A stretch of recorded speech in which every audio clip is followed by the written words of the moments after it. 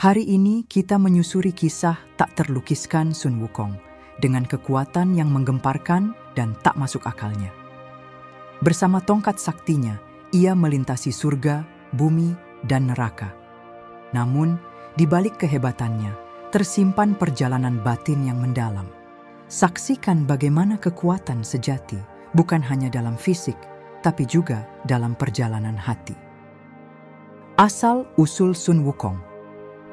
Asal-usul Sun Wukong menggambarkan cerita yang memulai perjalanan epiknya di pegunungan Huaguo. Di lokasi ini, terdapat makhluk batu yang secara ajaib hidup, sebuah batu yang pada akhirnya mengalami transformasi luar biasa menjadi makhluk yang penuh kekuatan, yakni seekor kera sakti yang dikenal sebagai Sun Wukong. Sejak awal keberadaannya, Sun Wukong telah memancarkan kecerdasan dan kekuatan yang jauh melampaui makhluk-makhluk lainnya. Keingintahuannya yang besar membawanya untuk belajar seni bela diri yang luar biasa, mendalami kebijaksanaan, dan memperoleh pemahaman tentang sihir. Semua ilmu ini dia peroleh dari seorang guru tertinggi di surga, menandakan bahwa potensi besar Sun Wukong telah diakui dan dikenali oleh otoritas tertinggi di alam surgawi. Dengan demikian, fondasi kekuatan dan kebijaksanaan Sun Wukong pun ditanamkan sejak masa awal kehidupannya. Pemberontakan di surga. Namun, kekuatan yang melimpah di dalam diri Sun Wukong tidak pernah dapat dipuaskan dengan posisi yang dimilikinya. Dalam hatinya yang membara, terpendam ambisi besar yang melibatkan keinginan untuk mengguncang sendi-sendi otoritas surga itu sendiri. Dengan langkah-langkah yang menggema di alam surga, Sun Wukong menantang takdir dan menciptakan kekacauan yang menggetarkan atmosfer surga.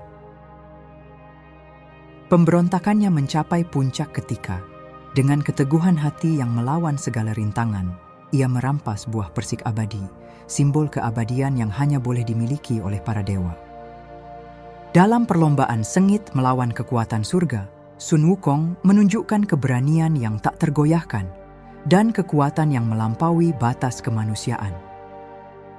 Dia terlibat dalam pertempuran epik yang menggetarkan langit dan bumi, menghadapi para dewa dengan keanggunan dan kekuatan yang membuat langit terguncang.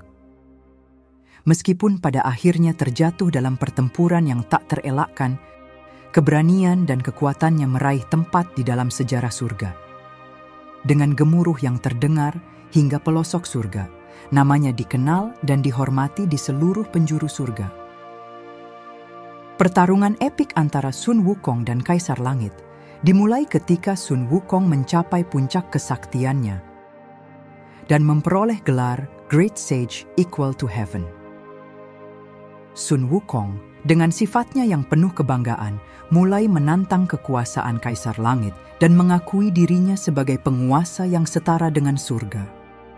Sun Wukong, yang selalu dikenal karena sifatnya yang sombong dan penuh semangat, merasa bahwa dia setara dengan Kaisar Langit dan bahkan lebih kuat daripada dewa-dewa surga. Kaisar Langit, sebagai pemimpin surga, merasa terancam oleh ambisi Sun Wukong dan memutuskan untuk menghadapinya. Pertarungan ini mencakup berbagai aspek kekuatan dan strategi. Sun Wukong menggunakan berbagai trik dan jurus sakti yang dimilikinya. Sementara Kaisar Langit memanfaatkan kekuasaan surgawi dan mantra-mantra magisnya. Setiap aksi mereka memancarkan kekuatan luar biasa yang membuat langit dan bumi gemetar. Kaisar Langit memanggil pasukan surgawi dan dewa-dewa terkuat untuk menghadapi Sun Wukong.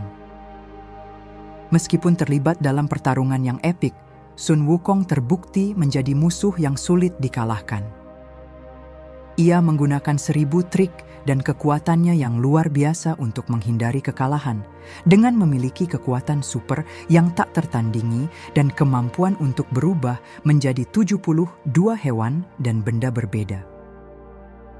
Setiap bulunya memiliki kekuatan transformatif. Ia juga dapat memanipulasi angin, air, dan api secara ajaib.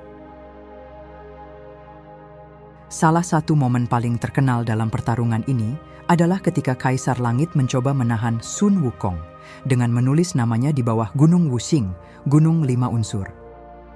Namun, Sun Wukong yang cerdik mengubah namanya dalam bahasa Tionghoa ke Hua Wukong. Pertarungan berlanjut dengan kecerdasan dan kekuatan Sun Wukong yang tak terbantahkan. Dan akhirnya, Kaisar Langit terpaksa menawarkan perdamaian. Sun Wukong menerima kesempatan untuk menjadi penjaga batas barat, dan konflik antara keduanya akhirnya mereda. Setelah perang yang mengguncang kerajaan langit, Sun Wukong, sang kera sakti, menemui Sang Buddha untuk mencari jawaban atas kekosongan dan ketidakpuasannya. Meskipun telah menunjukkan keberanian di medan perang, Sun Wukong menyadari bahwa kekuatan fisiknya tidak cukup untuk memuaskan kehausan rohaniahnya. Sang Buddha dalam segala kebijaksanaannya dengan lembut memandang Sun Wukong yang letih dan penuh penyesalan. Meskipun Sang Buddha berusaha membimbingnya menuju pencerahan, sifat keras kepala dan pemberontakan Sun Wukong tidak memudar. Dalam pertemuan mereka yang menentukan, Sang Buddha menghadirkan pengakuan atas kesalahan-kesalahan Sun Wukong dan konsekuensinya.